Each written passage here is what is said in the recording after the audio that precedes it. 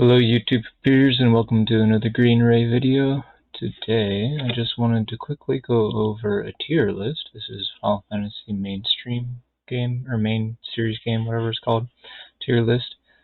These are the ones that I haven't touched. Final Fantasy 11 and 14, because they are MMORPGs. I've touched other MMORPGs and weren't interested in the gameplay, story, blah blah blah. Like at the end of the day, I'd rather just read a book if I want to get some extra story, blah blah blah. So, like, these games are probably just like fan fiction stories at the end of the day anyway, so it's probably not very good quality.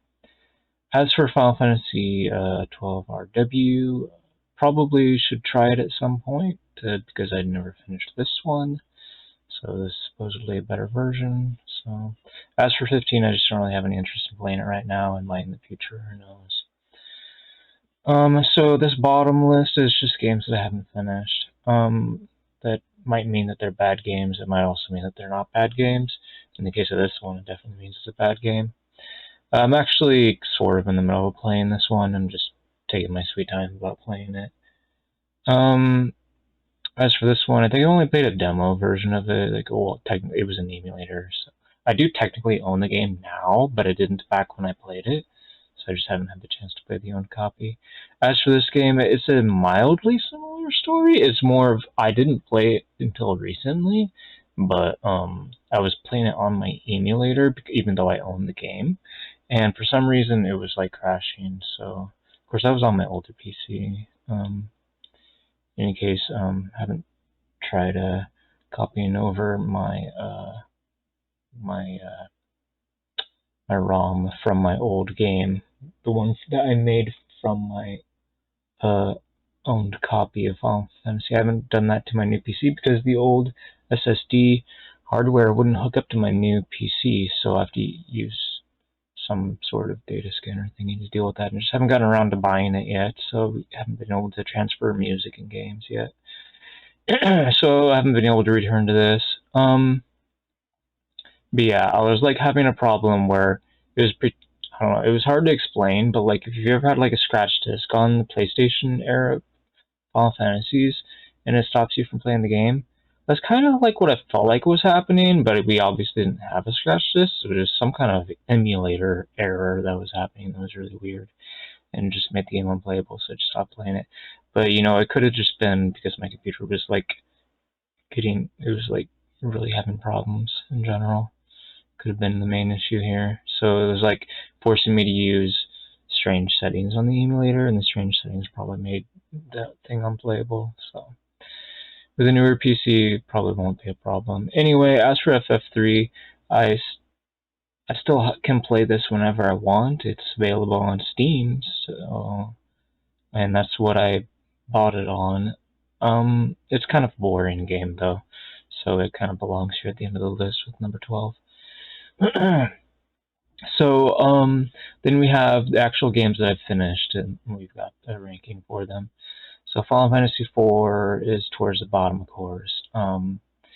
It has really good story. It's one of the better stories out of all these series. It's like better than Final Fantasy VIII story, for example, I think, personally anyway. But it it flails when it comes to what matters most, I feel like. That is like flow of the game. Um, so actually the combat system was fine. I didn't really complain about that, other than the battle progression was messed up. So, like, honestly, the enemies in general, most of the time, they felt like they were too easy. Although that's not to say that that's the same is true for the final dungeon. The final dungeon has a lot of tough minions to fight. The balance of fighting minions wasn't as good as like the balance of fighting minions in, say, Final Fantasy II, I guess. So, at least the story progression for Final Fantasy IV wasn't screwed up, and it did have good story. So that allows it to basically be on the same level as Final Fantasy II, I guess, even though they have kind of opposite problems. I would say a lot of the problems that Final Fantasy IV had were basically solved by Final Fantasy VII. So there's that. So if you guys really enjoyed Final Fantasy IV, I recommend you play 7. It's a really good game. It solves a lot of the problems that Final Fantasy IV ran into. Um, Story progression isn't as predictable because like now you can like swap in and out party members instead of the game doing it for you. Blah blah blah. So that made the story of 7 quite a bit better than 4, but in that regard at least, it just like I don't know, it wasn't as predictable or whatever you want to call it.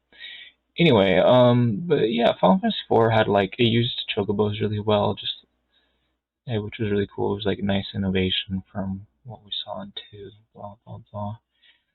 Um, so as for 2, the reason why it got so low was primarily because story progression was confusing, didn't really make sense, and it was really difficult. Um, Actually, that's why I dropped this game really quickly. Like, I couldn't progress in the story. Um, I have to admit, when I was playing the Final Fantasy III game, I got a little tripped up in story progression also, just saying. Um, that's kind of what will kill games for me sometimes, is if I get stuck in story progression, I'm gonna stop playing it. So I actually played, there were 2, like, major sessions, if you want to call it that, in which I played Final Fantasy II. The first major session, I quit the game, okay? So because I got stuck on story progression. But after that, I looked up walkthroughs to figure out how to beat it, which is you don't want to look up a walkthrough on stuff. I looked up a quite kind of a guide for Final Fantasy IV for the final boss, but at the end of the day, the main reason why I couldn't beat him was just because I didn't have high enough levels. So even like looking at what they told me, like it didn't really help until I got high enough levels. So um anyway, and then so yeah, the story progression being so messed up, potentially like people just wanting to give up because they don't know the way forward is not really good game design. And also just like saying, oh, but you need to grind for like 20 plus hours in Final Fantasy IV, also not good game design. So yeah, that's why they get into the C category. As for 10 Part 2, I think my main issues with this game is the story is not very good. And also, I'm not a big fan of the way they did side questing. Like, the treasure chests, they like refresh like every chapter is kind of weird. Like trying to train people at OCD and stuff. But I mean, the combat system is pretty good though, which really salvages it for the most part. I mean, as for Final Fantasy II, exploration was fun. It was, I mean, the dungeon progression was aggravating, but at least they still had like the monsters in the box like situations, so, like imaginary battles or whatever you want to call it. Like, were pretty interesting. Like, you can fight enemies that you fought before, but now they're kind of tougher because either they're a new version or they have uh, friends that are fighting you or both or something. So there was a lot of battle what's the right word? Battle innovations in Final Fantasy II that I thought were really cool. Like I would say Final Fantasy II might have been like one of the earliest games to ever use like mimics, if you want to call it that, or this was like mimics before mimics were mimics or whatever. So I thought that was really neat. Anyway, so yeah, and its story was actually really good too, though. I do want to call that out as well. The story was quite solid. Um, but anyway, its story reminded me quite a bit of Star Wars, though. In any case, but whatever. Um, we kind of felt like a similar situation with the Final Fantasy IV, where it's kind of like Star Wars but in reverse. But anyway, so yeah, this game, I think like I really liked the graphics. They were pretty cool.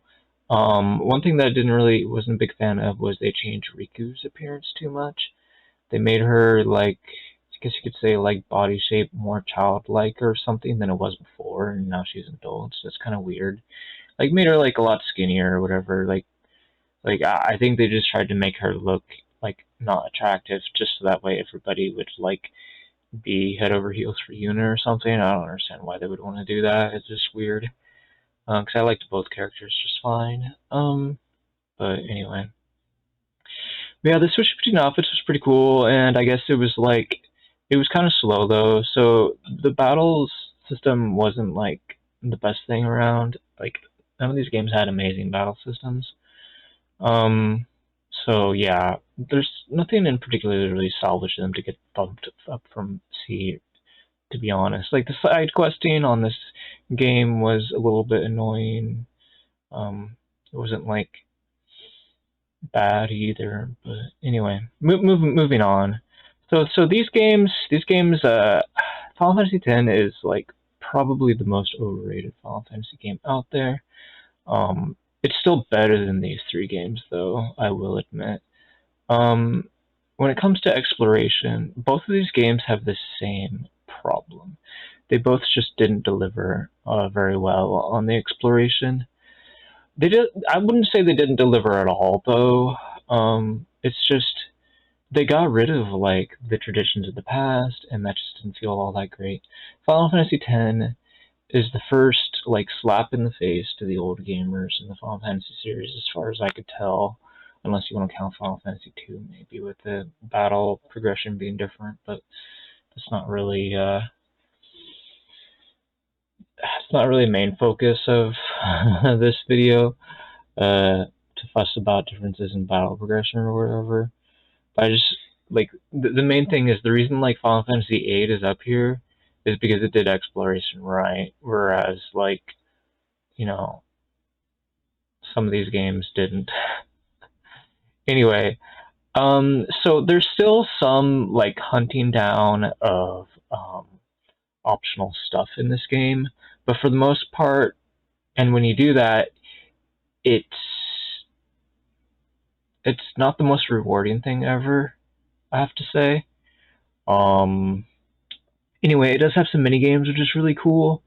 So I do think it might be, I don't know. I think it's hard to say which game is better overall because Final Fantasy X at the end of the day is a pretty easy game. Final Fantasy 13 I would say is a little bit harder. Because like they can have some really insane challenges in Final Fantasy X, like not using Sphere Grid, for example, and still be able to beat the game, which is absolutely mind blowing that it's possible, and that just goes to show how easy the game is. And apparently, there's like an expert Sphere Grid that you can use as well, because the regular Sphere Grid is too easy. But if people are beating the game without using the Sphere Grid at all, what does that say about the value of an actual expert Sphere Grid? So I don't know. I actually never used the Expert Sphere Grid because I owned a version that didn't have it. But I've been thinking about playing a casual playthrough with the Expert Sphere Grid at some point, but I'd have to actually buy this game and that game to do that. I don't really want to feel like doing that. Anyway, pretty good game. Its story was solid. There's nothing wrong with the story. Battle progression was fantastic.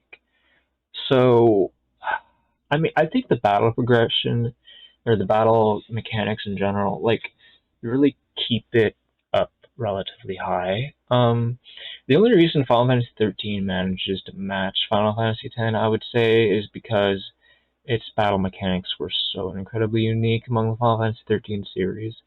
Um, and it was really interesting. I think it takes a while to get used to. And if you haven't finished this game, then you're missing out because the game gets better after you've beaten it, if that makes sense. Like, you actually start to appreciate it more. And to be honest, that's a fault of the people that made the game. They should have given you an instruction manual that gives you proper math. Like I got when I played StarCraft, for example. They told me exactly how much damage each unit does and what type of damage it is, blah, blah, blah. They could have given us math on. Because they tell you in the game, like, vaguely what things do. And you can make some damage calculation observations, but nobody wants to do math. Like, even if they do want to do math, they might not necessarily be at the level of a mathematician, qualified, math user. So giving them an instruction manual would have really gone a long way to making this game a lot more palatable to most players. But it had a better story than Final Fantasy X, maybe, or did it have a worse story? Well, it was a worse story, but it had better character progression. So there's that. In fact, I would say Final Fantasy X, especially when it comes to bringing out the sequel, definitely had the worst character progression. That isn't to say that Final Fantasy 13 didn't have its character progression flaws, because it did have some, but for the most part, it did character progression better than any other Final Fantasy, other than maybe like Final Fantasy IX, I guess. Anyway, and then of course Final Fantasy VII Remake might have some really amazing character progression too, who knows. Anyways, we'll have to wait and see. It's not out yet, so blah blah blah, whatever. Anyway, moving on. So, I mean, all we have is the first game, and I didn't play it, so I don't even have the PlayStation 5 or 4 or whatever. Where are we? So 13, battle system, hard to appreciate, because for the first 9 out of, well, 13 or 14, depending on how you look at it, 14 being post-game content, or that many chapters, you're just in the tutorial for 9 chapters. So yeah, there's like a boss at the end of the tutorial, and then you get to unlock basically all your battle options at that point. I say all, but it's not actually all. You don't actually unlock all your battle options until chapter 14, so. But some people have talked about how they can have actually been able to beat all of the super bosses before even getting to chapter 14, which I think is quite interesting. I think it takes quite a bit of dedication to be able to do that, like grind some kill in easy mode or something like that. That is another thing that kind of holds this game back from getting up to a higher tier. Both of these games, you're gonna want to look up guides if you want to like optimize your post game content. Like I did this for that game to hunt down the monsters, so you keep a checklist of monsters I've caught 10 of, blah blah blah, to be able to fight the super boss. As for this game, it's just like, yeah, unless you actually know the difference between like easy and hard mode and get told, literally just go play easy mode after you've beaten a particular enemy on hard mode already, because you'll just get better drops, and with those better drops now you'll be able to actually just not spend so much time grinding. Once you've proven that you can beat them, then what's the point of continuing to beat them over and over again, right? So you might as well just reduce the difficulty, reduce the time spent in grinding, exponentially. So I mean, without guides, these games definitely feel a lot more cumbersome to try to do post-game content, and so that keeps them away from the top tiers, I would say, personally. For me, because I like when you finish a story, it's nice to do little side quests on the side. Final Fantasy VII was the first RPG that I played from beginning to end that would really be considered like a modern RPG, I guess, and it really set the bar for everything else. And as a result, 10 and 13 kind of dropped the ball on a lot of aspects, mostly when it comes to the exploration, like I said, the side quests and stuff. So they weren't really that satisfying. And to be fair, like Final Fantasy 13, they did come out with 2 sequels, and they did improve the game format as they moved forward, so that was nice to see. Anyway, let's get into the A tier. So Final Fantasy VII, really this is like the baseline that, like, if you play a lot of RPGs and you haven't played this, you need to go play it now. It'll give you a better perspective as to how good or bad the RPGs are that you are playing now. Finish this from beginning to end. I would also recommend you do the super bosses too, just because it's such a good game, and it's actually it's not really that grindy, I would say, personally, to beat the super bosses. Like, you can come up with strategies and stuff, and it's a little bit grindy, sure, but I think it's worth. I think the satisfaction from beating the super bosses is definitely worth it in this case. There are RPGs I've played in the past where it hasn't felt like it's worth it, but I don't know if I've ever played a Final Fantasy game in particular where after I beat the final boss, like, their option to beat super bosses was available and I grinded to beat, and I felt like it wasn't worth it, other than this one here, maybe, with the Colosseum, but that's a DLC, so it doesn't really count. I did beat all these super bosses that were outside of DLC, and I beat quite a few in the DLC, so this one's fine. It's cool. Anyway, so yeah, I would put Final Fantasy 1 in the same category as 7. That's because you can just pick up the game and play. Like, After the success of Final Fantasy I, that's when the developers of these Final Fantasy games started getting greedy and started to look for ways to try to get the player base to like buy hints or guide information in general. So yeah, and two, you could see it very clearly with the way the dungeon progression worked. Lots of fake paths you could get trapped in, blah blah blah. Anyway, so and every other game there's more examples, so I'm not going to go on and on and on about what the examples would be in particular. So but yeah, Final Fantasy One was very very good. Like it did a lot of interesting things that other Final Fantasy games rarely or usually don't do. Some of them RPGs have learned from, like some of the good stuff. Like I like that you could use an equipment, repeatedly, like as if it's like a spell or something, which is pretty cool. And so that was really an interesting aspect to the battle system that doesn't happen very often. Final Fantasy IX was pretty similar to 1, though.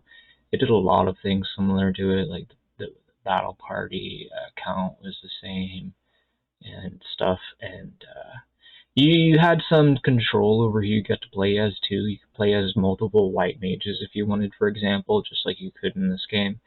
So in a lot of ways, it was kind of like Final Fantasy One, but more advanced, which is really cool. And its story was, way more involved, blah blah blah. But it's at the end of the day, it's nice to play simple games too sometimes. And also, like if you wanted to do like side quests in Final Fantasy IX, where you can need some guides, I think, because like treasure hunting side quests, for example, is just outrageous. There's treasure like seemingly everywhere. It's not necessarily the easiest to find, blah blah blah, whatever. Anyway, like who wants to bother doing that when you can just actually spend the time playing the game instead of like freaking around? But I guess if you had a list of all the locations you understood what the descriptions were, all the stuff on the list, or like maps or something, then maybe it's not so cumbersome. But yeah, probably maps is the way to go if you guys are looking for advice on doing that stuff. But anyway, Final Fantasy IX had some of the best side quests. Like Final Fantasy VII had great side quests too. I'm not even joking. Like that's the thing. Like for me, side quests will enhance the game, but it's not necessarily gonna add to the game in my mind. If that makes sense. Like I don't know. If we had more than 5 tiers, then I would probably put Final Fantasy One below 9 and 7. But because we only have 5 tiers, it's at the same tier. So yeah, let's just put it at the end of A, I guess. Anyway, yeah, both of these games handled exploration very well. I mean, one of the things I really liked about Final Fantasy VII, why I give 10 so much crap for failing on this front, is like you had like a world that you could travel on that was really fun. I mean, like if we had like so much as 7 tiers, I can imagine putting these two above this one. But anyway, yeah, they handled exploration so much better than this game did. But this game had some really nice things about it as well. So like chocobos were really interesting to use in both of these games. You could have different colored chocobos, although in this one you actually had the one and just changed its feather color, which was odd. I didn't really like that direction all that much, but at least the mini game, the chocobo game itself, was actually way more fun than Final Fantasy game. So even though like the flavor of the chocobos was a little bit better in this game, the actual fun factor was higher in this game. So that was interesting. I'm honestly not sure which of these games I think is I like more, or it was more fun for me or whatever. But they were both solid games in any case.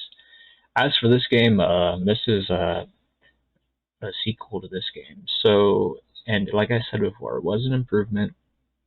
Uh, Side questing was pretty satisfying on the whole. It could have been more so, though. I would love to be able to put this up to S rank, uh, but it just doesn't belong there. It missed out on a lot of things. Like I felt like could have been added to the game. Could have been a much bigger game than it actually was. And I honestly feel the same way about Lightning Returns. But despite its flaws that it also had, it still felt like it belongs up here. And I think RPGs in general are going to have flaws. Blah blah blah. So anyway. Um, so as for this game, my main issues with it, I would say,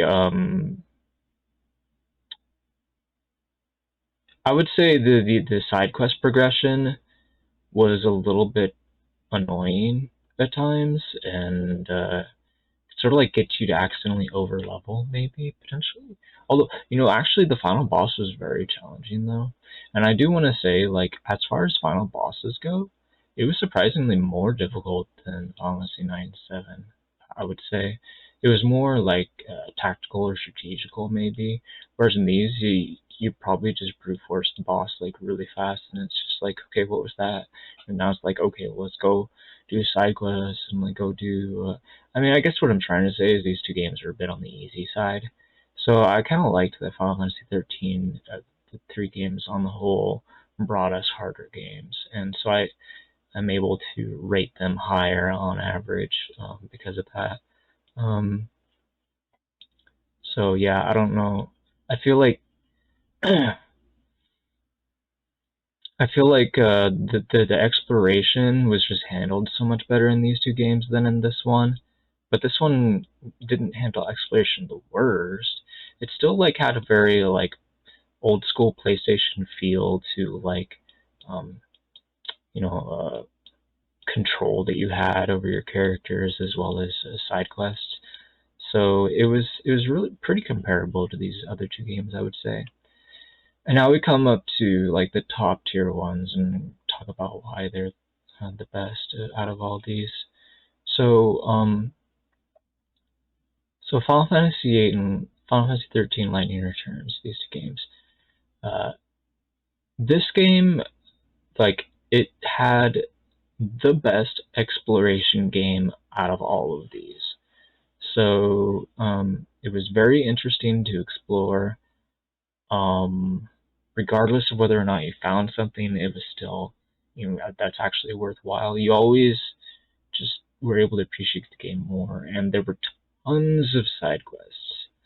And not all of them even needed to be all that rewarding. And honestly, like when you get a chocobo, especially in certain areas, you actually feel like really empowered, kind of like you did when you got a chocobo in Final Fantasy 2. In Final Fantasy 2, you find the chocobo, and then you just actually just sort of like form a mental map of the whole world at that point, because you can just run all around everywhere without having to encounter any battles. And there's a similar situation in Final Fantasy 8, kind of. You can go find like some hidden areas you're not supposed to go to yet. So this is a very, very interesting game. Um, as and like the battle progression was top tier. Like the only thing that holds this game back from just like me making like a sixth tier and just putting it up there would be its story. It had a really, really, really bad story compared to other Final Fantasy games, at least in my opinion. It's still better than some games' story. Like, well, I would say its story was actually better than Final Fantasy 13's, perhaps. Yeah, but not by much. I would say it's about the same level of Final Fantasy 13's story, maybe. Which isn't saying much. The Final Fantasy 13 story is kind of bleh. Um, the main thing that keeps the story alive in Final Fantasy 13 is the character progression itself. So, like, in other words, the macro management of the story was kind of terrible, but its micromanagement was good. And now I think about it, it might be a little bit the opposite here. Like, character progression in this game is pretty awful, to be honest. Which, eh, I guess when it comes to like serialized cartoons or TV shows in general, like people might fall in love with those characters for like not changing, and maybe that you could say the same thing about Final Fantasy VIII. So if you appreciate characters not changing, maybe you'll appreciate the story more. But I mean, I have to admit, Final Fantasy 13 story wasn't that great. But I mean, I definitely liked the sense of adventure that I had in both games, though. They both had a great sense of adventure, and that's why they keep out of sea and so on. But yeah, so Final Fantasy VIII has an amazing battle system. A lot of people are not really particularly a fan of Final Fantasy VIII's battle system, and that's fine. But I thought it was super good because actually it is one of the easier Final Fantasies. But it's only easier when you actually wrap your mind around it and understand it. what you can do and can't do, blah blah blah, and like actually people like want to say that it's actually like a grind, but no. Final Fantasy VIII out of all Final Fantasies is not a grind. You don't have to grind at any point in the game ever. You don't have to grind for junction. You don't have to grind for levels. You don't have to grind for anything. It's like if you wanted to just like casually speedrun a game, and you don't necessarily want to be competitive, you just want to like come up with a pretty good time when it comes to Final Fantasy game. Like this is the game to speedrun because it like the battle system is like I said, you don't have to do any grinding. So you can just rush towards the end of the game. The only problem is you can't really skip cutscenes. If you could, then that would just be amazing. I hope if they come out with a Final Fantasy remake or remaster, they would do that. But they already came out with remasters, so allow you to skip cutscenes.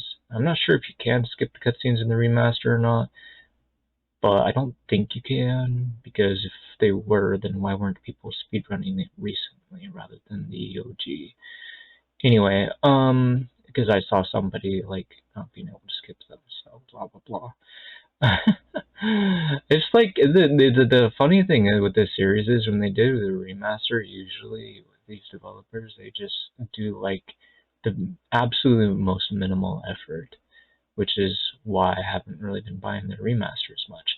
But I did buy their Saga Frontier remaster, but that's not a Final Fantasy title game, and so it's not in this tier list, so I can't slap it up here into S with these other two. But anyway, moving on. I mean, and that's another thing too, is like monster styles are something to consider too. And I thought the monsters were really fun in Final Fantasy as well. And that just kind of ties in a little bit with the exploration factor, makes them a lot more interesting. Anyway, as for Lightning Returns, I think this might actually be a better game than Final Fantasy VIII. It actually fixes a lot of problems that Final Fantasy VIII had, believe it or not. Like, okay, for one, it had a better story. For for two, it handled monsters better. In some ways, it handled monsters worse. Also, in a lot of ways, it handled exploration worse. But it kind of made up for it with the battle progression mechanics and stuff. Like Final Fantasy VIII was honestly too easy. And Final Fantasy 13 Lightning Returns actually delivers a challenge for the player.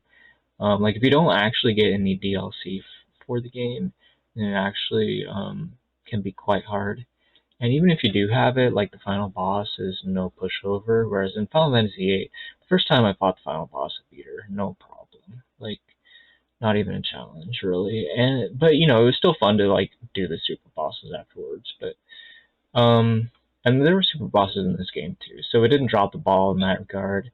Um, the worst thing we can accuse Lightning Returns of is having exploration that's only like better than Final Fantasy X and 13's. Like sure it might not be at the level of 7 or 9, but it's still better than 13 Part 2's exploration. And actually, 1 didn't really have much exploration, really, but because it was a much simpler game, it's not really expected of it. That's why it's able to be at a list. But anyway, yeah, like Lightning Returns did drop the ball a little bit in story progression. That is to say, like, that was probably intentional, though, because it ties in with the story, but still, it's something to keep in mind. But one of the things that kind of annoyed me is the main characters kind of gotten written in a way that I wasn't necessarily a huge fan of. In particular, Hope turns into a small boy for no good reason. Like, because like he was actually, well, I mean, he was a I shouldn't say small boy, but medium-sized boy. He was a teenager. He was like 14 or something, or 15 or whatever, back in the original. And then in the second game, he was older. First of all, there's 3 years age that he would gain, right? But you don't actually meet him until like even later. So he's like in his 20s, maybe. I'm not sure. Like really early 20s, I think. But anyway, whatever. So like yeah, so he's like 13 to 15 year old. I'm not sure how old he was, but he was short at the time. Then he got taller, blah blah blah, whatever. So he was probably around 13, 14. Anyway, that's how old he was, and then he became like 20 something in this game because in this game you're doing a lot of time jumping. And then he did some time jumping himself, although he didn't become a protagonist, which is unfortunate. But anyway, would have been nice if he could have been a potential protagonist. The ironic thing is, what makes things make even less sense is one of the characters that was one of the main protagonists in the original can be like a DLC protagonist in this game, although Hope can't. And then that same person goes on to be completely useless NPC in this game that needs your help. It's like, what? What happened to this world? Blah, blah, blah. Anyway. So yeah, they kind of dropped the ball a little bit on character progression, but it's pretty forgivable considering how fun the game is overall. Like I said, they fixed a lot of the problems that Final Fantasy VIII had with monsters of them being too easy, blah blah blah. And the side quests in this game were handled exceptionally well, I have to say. Um, like I was inspired to like make an entire super world in Super Mario Maker 2 because I thought the side questing was amazing in this game.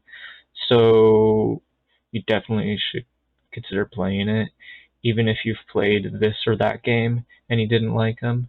This game is like it's basically in a league of its own. I would say it's definitely like from a purely play perspective, like it feels like a better game than Final Fantasy VIII.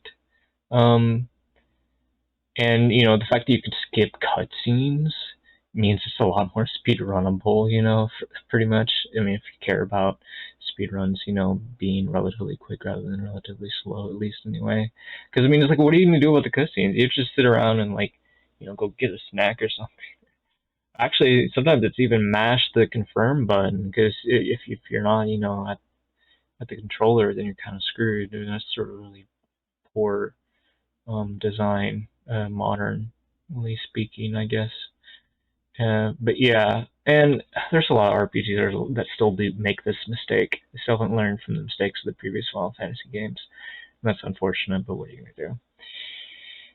Anyway, I don't know what else to say about these games. Like the battle systems were fun. They helped you like quickly get through the game if you understand them well enough. Um, and the exploration was spectacular as well. There's a couple of the main things that you need for the game to be really good. And I do have to say, out of all the Final Fantasy games, when it comes to just the general story, I definitely like Lightning Return's story the most. So that's really cool too. And I think that kind of helps keep it above 8 in my mind, but they're still basically the same tier because we're not making like 10 tiers. Anyways, well, that's it.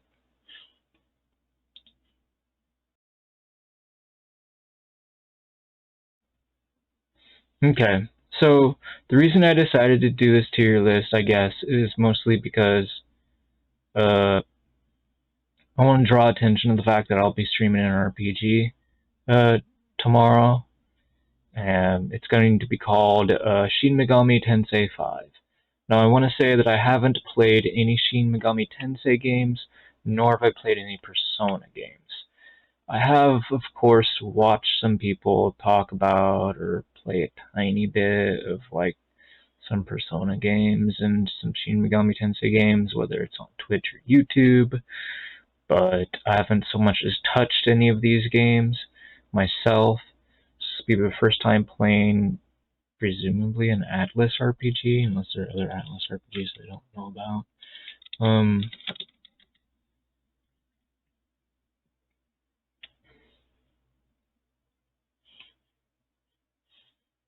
Yeah, I've played a lot of RPGs, so I mean, it's worth asking the question, I guess. It definitely wouldn't have been a newer one, would it have? Games. Classic titles, maybe? Is that going to take us where we want to go? Have I touched any of these other games? Anyway, I already bought the game, so it's not like I'm making a decision whether or not I'm buying it. I'm just trying to look for something to compare it to for the video. Yeah, it looks like I haven't played any of their games, so like not even just a little bit. So we'll see how that turns out. Some of these look pretty interesting. Like, I like the artwork in a lot of these games.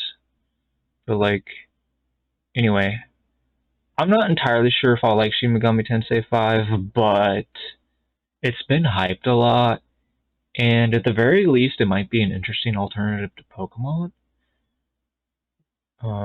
So we'll see where it goes. I know like the Nintendo Presents series or whatever it was like making such a big deal about. They were trying to like come up with this like Warcraft 3 Illidan like flavor presentation for the game, and I was really impressed by it. Thought they handled the presentation really well, and so I figure I might as well get the game. But it um anyway, you guys will expect a long time RPG player's opinion to on this game soon because I'll be playing it. I've as far as other noteworthy RPGs that I've played stuff like Saga Frontier Remastered, which I think is one of the top games you can get right now when it comes to an RPG. Bravely Default 2 as well. I've played really another one that's really good. This one is so good because it emulates Final Fantasy 1 and Final Fantasy 9 really well with the 4 party members. It was really cool. And you get way more flexibility too, though, than you do in 9, which is really fun, but it's also still really advanced like 9 is.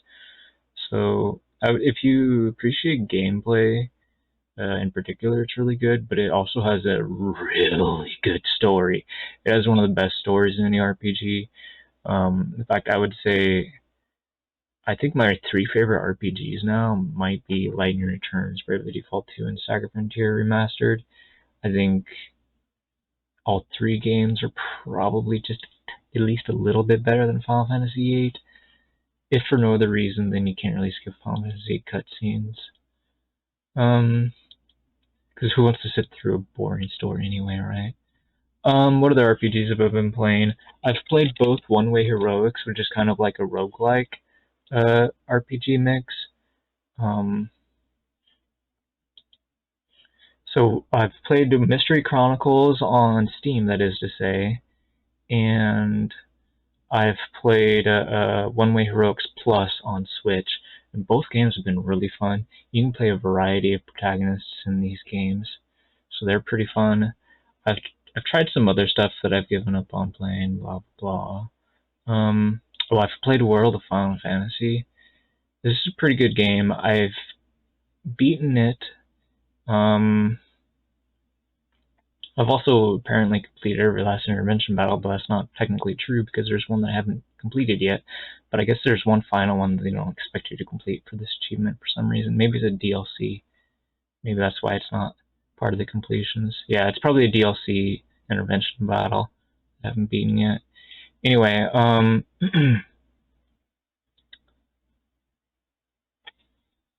yeah, there's still more grinding for me to do in this game, supposedly, but I'm not sure if I'll do that. I don't know if I'll grind out every game. But I definitely enjoyed grinding out like 7 and 9 and so on. If this were to be on the tier list, we can still have the tier list up. Um, well, this was just somebody's video that made me want to make this video. Anyway, I would say, I don't know, I might put this with Final Fantasy IV, Final Fantasy II, Final Fantasy X Part 2. Just because it, it's still a pretty good, Final Fantasy game. Like, I think it's worth finishing, for sure. But, like, doing all the side quests might not be the most fun thing ever. It's, I don't know, like, the battle system is kind of bland. The story is pretty good, though. But it's not like, I don't know, it didn't have anything in particular that was, like, noteworthy as absolutely terrible about the game. But, like, exploration was okay, battle system was okay. It had a lot of okay features about it. Like, and so surprisingly, like, if you want a game where there's not much to complain about, then you might want to pick this game up. It's a pretty cute game. It does a lot of things right. But it gets a lot of stuff kind of like it misses the mark. So Anyway, but even though it misses the mark, it doesn't like miss it in such a way that it's an absolute shame, if that makes sense. It's just, well, just try to do better next time. I really hope that it gets a sequel, because I could imagine them doing much better next time, but who knows? Might not ever happen. Anyway, well, what was I going on about? Other RPGs that I've played. I've played Legend of Legaia, which is a really fun game, but Legaia 2 was terrible. It was made by completely different people, so that explains why. Um, what else?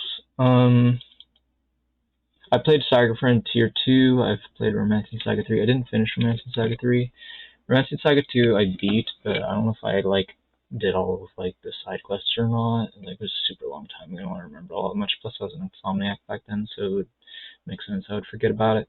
I might want to come back to Saga Frontier 2 eventually, who knows. It's a pretty okay game, but at the same time I was definitely disappointed when I first got the game, because I was hoping for a sequel to the original, and it definitely wasn't that. But anyway. Romancing Saga 3, I played all the way through Katarina's quest. I beat the final boss. I played through maybe one of the characters' quests, but I haven't beat the final boss because you have to grind to do it, and that's kind of a pain in the butt. So, unfortunately, the battle progression is kind of unforgiving for not using a guide, maybe.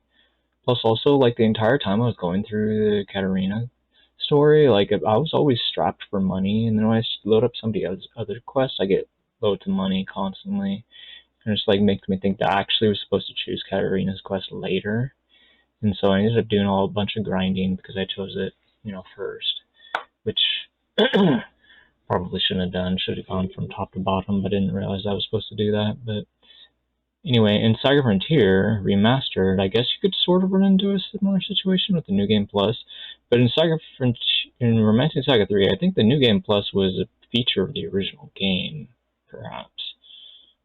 Either that or Katarina was just hard mode.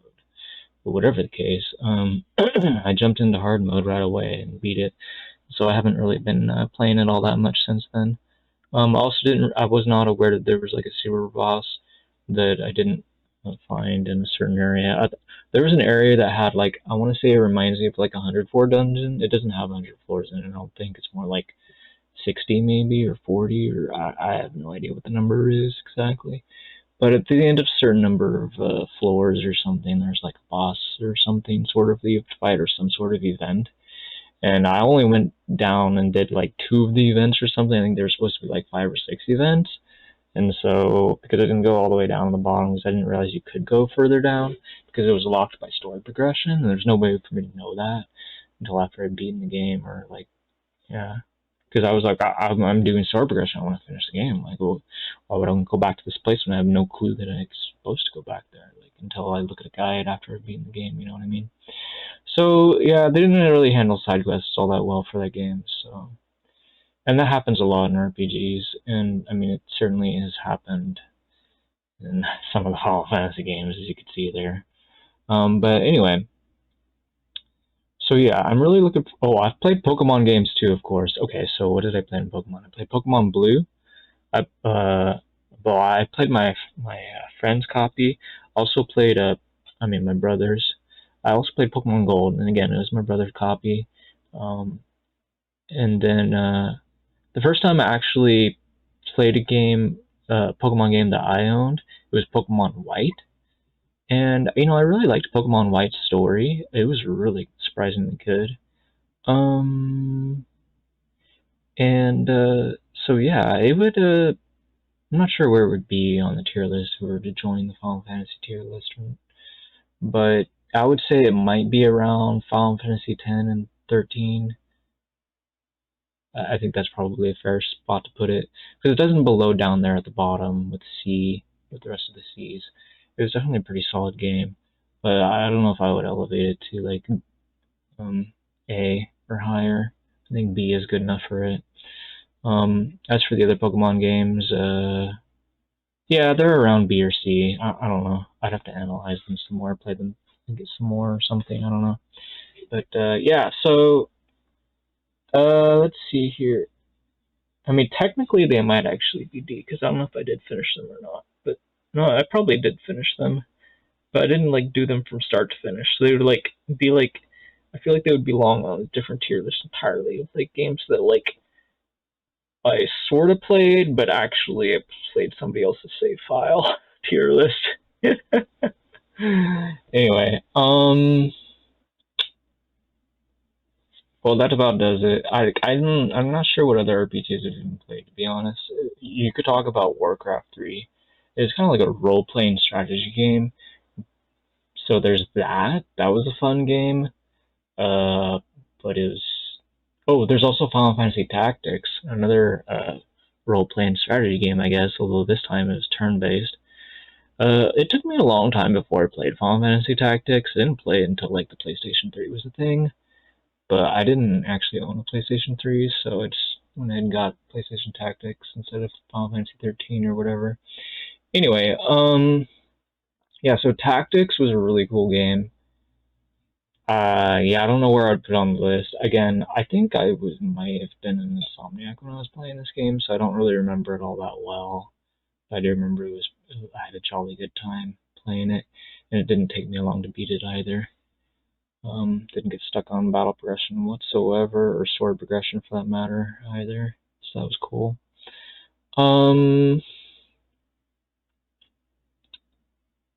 What other RPGs have I played a little bit, if at all?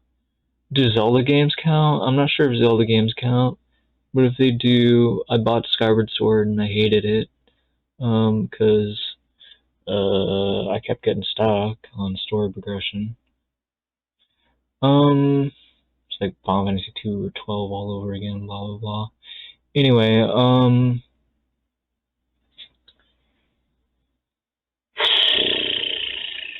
what else? I mean, technically, I played some of the older Zelda games as well, like from having Nintendo Switch Online, and even just like playing other people's copies of the game from like back on the old NES, I would imagine, or the old SNES. And honestly, not impressed. Like, I kept getting stuck on story progression again. Like, I think Zelda has this problem of like not letting players understand what they need to do to move forward. Um, then there's Luffia 2. Oh, Luffia 2 is such a good older game. I haven't really played played enough Chrono Trigger, but I played a little bit of it because I played it on an emulator. I didn't actually own a copy of it. I technically own a copy now, but again, it's a PlayStation version. It's not on Steam, so I have to install my emulator. Um, Part of me really wants to go back and play Chrono Trigger because it's such an older game. Like it was on the SNES, and so is Luffia 2. And technically, Luffia 2 is the only SNES RPG that I've played through from start to finish. People have made some various recommendations about Mario RPGs, but I've watched people play some of those Mario RPGs, and none of them really look like they're all that much fun, to be honest. They're just like games for like RPG fanatics to play. You know, I don't think they're meant to be for people that actually want a good RPG. And so, I mean, as far as me being a gamer, I like to play a broader spectrum of games rather than just play a single genre of games. And because of that, I don't really want to waste my time on games that are just like basically like fan service for Mario players basically is how I feel like these RPG games are. So I don't really see an incentive for me personally to play those games. But you know, outside of that, like another top tier rated SNES game that I could be playing is Chrono Trigger. And so maybe I'll play a little Chrono Trigger alongside Shin Megami Tensei V. Um, and I could also play Final Fantasy IV after years, maybe. Maybe we'll do like a variety RPG stream day each week or something like that. That might not be a bad idea. We could maybe make that tomorrow, I guess. Because I want to finish Final Fantasy IV the after years, and I want to get back to playing stuff like Chrono Trigger and Final Fantasy VI. And I can sort of be doing some of that stuff while I crawl through the experience in Shin Megami Tensei V. That might be kind of fun. Because I can like play three different games at the same time and kind of compare them as I'm playing them. That might be okay. I don't know. I might try it for like a stream or two, and if it doesn't just feel like it's working as a good idea, then we can just forget it, scrap it, and then just come back to those games later or something or whatever. Anyway, trying to think of any other RPGs that I've played in the past. I don't know if there was anymore. Is this the correct document? No, that's not the correct document.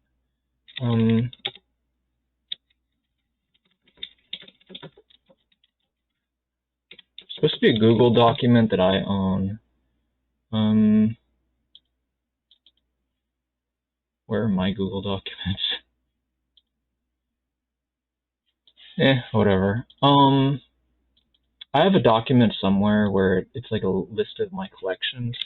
I have it on my Twitch channel. What am I doing? Let's just do it this way. About Rio video collections and game reviews. Oh, Vengeful Bat. I forgot about that. Vengeful Bat is a pretty small game. It's basically just a bunch of dungeons for the most part. It does have like sort of like a town and stuff and like an inn and whatever, but for the most part it's basically a 12 level, if I remember correctly, game, 12 dungeon game, and like so it has like 12 boss fights, and it's pretty fun. It's got a bunch of minions you can fight and stuff. You only get 3 combat party members, but that's all you need. It reminds me a little bit of Legend of Legaia, and some Final Fantasy games. So it's a pretty good game. Definitely recommend this one. It's a good one. If you want a short, cheap game, pick up this. It's a really solid one. Pokemon Conquest, I don't think that really qualifies as an RPG, but it kinda is. It was a pretty good game, but it had a lot of flaws, and I mean a lot of flaws. But I still would have liked to have seen them fix a lot of those with the sequel, but we've never gotten a sequel, so that sucks. Anyway,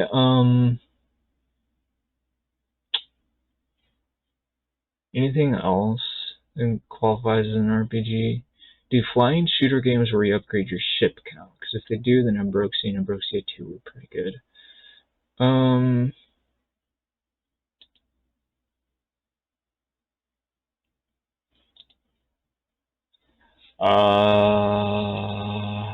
Does Minesweeper Genius count? Because it has a campaign. I don't know. You don't really level up in that game, do you? Yeah. Tales of Esperia. Oh, I forgot about this game. This game has some of the most poorly handled side quests ever, but the story was okay. Like, nothing amazing. Definitely nowhere near Legend of Gaia tier storytelling, but still pretty good. Combat was okay. It's actually, the combat is surprisingly different from a lot of RPGs that I'm used to playing. But if you like action combat, then this is a game to look at for sure. Instead of like turn-based stuff.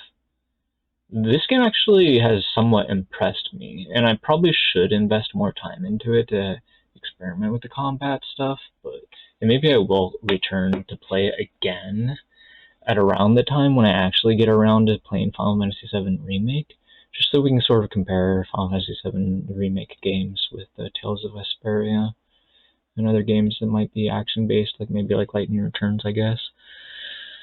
Anyway, suffice it to say, long story short, I mostly just played as the main character the whole time, but you can play as other characters.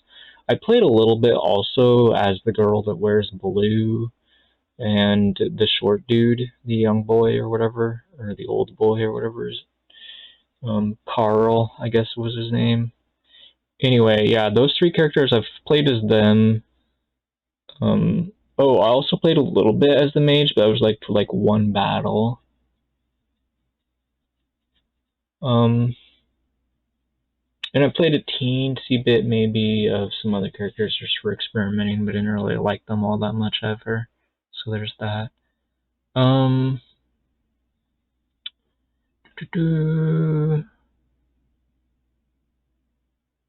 Is that all of them? I think that's all of them. That has to have been all of them. That's all the RPGs I played. Wow. That took a while. Yeah, a lot of this other stuff is just like strictly platforming stuff, or puzzle stuff, or strategy stuff, or just straight up cards. Yeah. I don't think it, wait.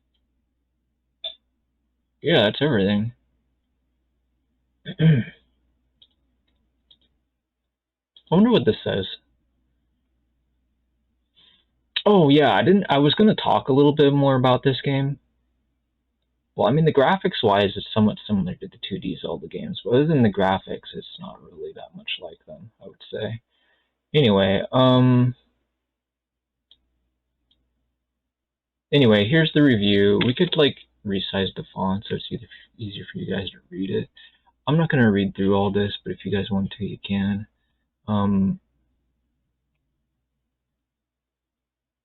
This was my first experience with the mystery or with the one-way heroics game, and I thought it was loads of fun. And I've been playing One-Way Heroics Plus as well on the Switch, and I enjoy it as well.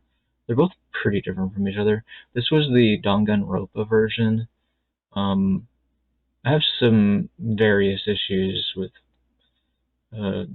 this game with how they, I don't know, tried to like give the player less information. I'm not sure why they would want to do that.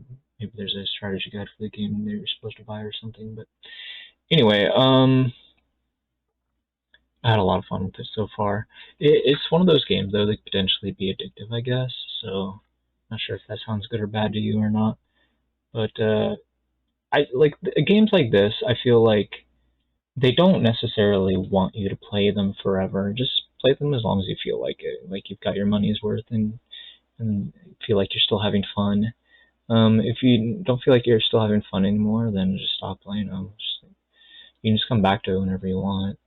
I think games like that should probably be made more often, personally. Like, there's not very common that people like make a game that's like meant to have potentially or seemingly infinite replay value. Um, and like you can play it as much or as little as you like. I think that's a really interesting concept, especially if it's a relatively cheap game. I think the quality is actually pretty good, but you do want to move on to other games eventually. So, um, that'll about do it. There's nothing else for me to talk about in regards to RPGs. I guess Shin Megami Tensei. It looks like it might not. I don't know if it's going to be an easy or hard game or somewhere in between, or like how much fun it'll be. Blah blah blah. I really don't know, but it seems like a really cool game. Like it seems like it'll be cooler. It seems like they spent more time developing it than any of their other games Atlas as developers, and I think all that time that they spent on it is going to pay off somewhere along the way. Is my hunch. And if I'm wrong, well then I'll regret those $60 and you guys will hear about it. But you guys will hear about my overall opinion eventually anyway. So stay tuned on YouTube. In the meantime, if you want to see how it's going on Twitch, my this is my name on Twitch, Ray Team Strategy. Should probably just pop out my chat or whatever. Can I even do that? Just like drag it out. Like doing this backwards. Oh my goodness! Wait, what happened to my chat? Trying to drag it over here. Great teams. I just wanted to type. I should have just pulled up Notepad. Anyway, that's my username. Oops. Dude, when I double click it, it like returns it to there. I'm a dummy, apparently. I was trying to make it all bigger. Wow, there's surprisingly little you can do with this broadcaster window.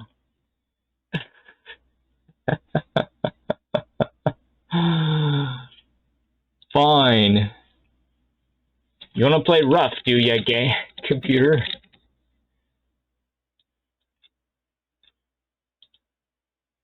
How do you make this bigger?